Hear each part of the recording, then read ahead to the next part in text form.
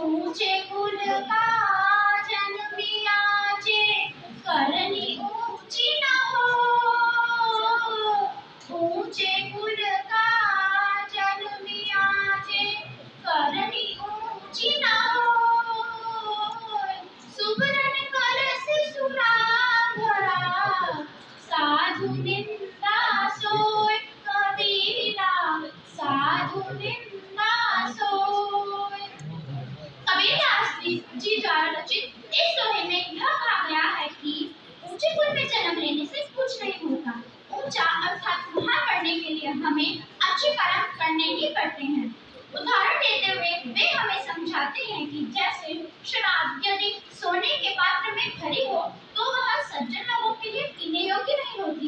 सज्जन लोग फिर भी उसकी निंदा ही करते हैं। ठीक उसी प्रकार से यदि कोई व्यक्ति ऊंचे कुल में जन्म लेकर नीच कर्म करता है तो वह निंदा का ही पात्र होता है।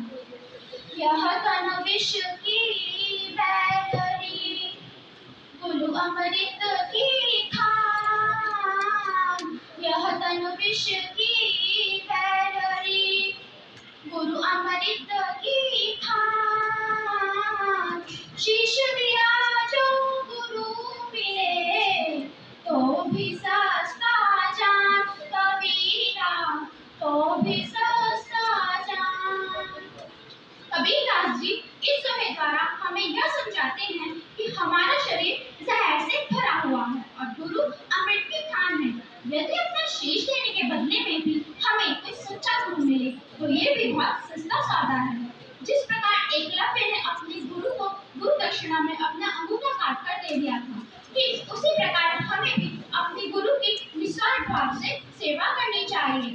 काया खेत किसान वन पाप पुण्य दो बीज।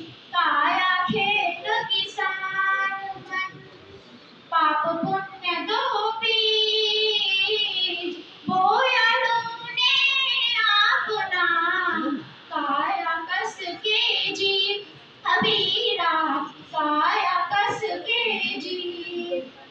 कबीरदास जी इस दोहे द्वारा हमें यह समझाते हैं कि हमारा शरीर खेत की तरह है और मन किसान की तरह। इसमें पाप व पुण्य दो बीज होते हैं। हम इस खेत में जैसे बीज बोते हैं वैसे ही फसल काटते हैं। यदि हम इस खेत में अच्छे बीज बोएंगे तो उसकी फसल भी अच्छी ही होगी, परंतु यदि हम इस खेत में बुरे और खराब बीज बोएंगे तो उसकी फसल भी खराब ही होगी। कबीरदास जी का कहने का तात्पर्य यह है कि यदि व्यक्ति अच्छे मार्ग पर चलेगा और अच्छे कर्म करेगा तो उसे अच्छा ही फल मिलेगा, परंतु यदि वह बुरे मार्ग पर चलेगा गलत कर्म करेगा तो उसे परिणाम स्वरूप बुरा फल ही मिलेगा। धीरे धीरे रे मना धीरे सब कुछ हो। धीरे धीरे रे मना धीरे सब कुछ हो। मारे सींचे सौ घड़ा ऋतु आए फल हो कबीरा ऋतु आए फल हो। कबीर जी का इस दोहे से यह तात्पर्य है कि धैर्य रखिए, धीरे धीरे सब काम पूरे हो जाते हैं, क्योंकि माली यदि किसी पेड़ को 100 घड़े पानी से भी सींचे तब भी फल तो ऋतु आने पर ही लगेगा। जिस प्रकार विद्यार्थी द्वारा की गई मेहनत का परिश्रम उसे एकदम से नहीं मिलता। यदि विद्यार्थी इंजीनियरिंग डॉक्टरी आदि क्षेत्रों में पढ़ाई कर रहा है तो उस क्षेत्र में निपुण होने के लिए उसे धैर्य रखना पड़ता है। धीरे धीरे ही मेहनत करके वह सफलता के नजदीक पहुंचता है। एक पवन एक ही पानी एक ज्योति समान। एक पवन एक ही पानी एक ज्योति समान। एक खाक गड़े सब भांडे एक गहरा साना कबीरा एक गहरा साना। कबीरदास जी द्वारा रचित इस दोहे में यह कहा गया है कि एक ही हवा है और एक ही पानी है।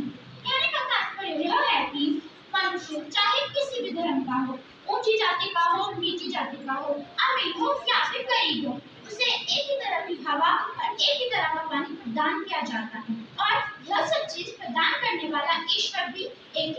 है।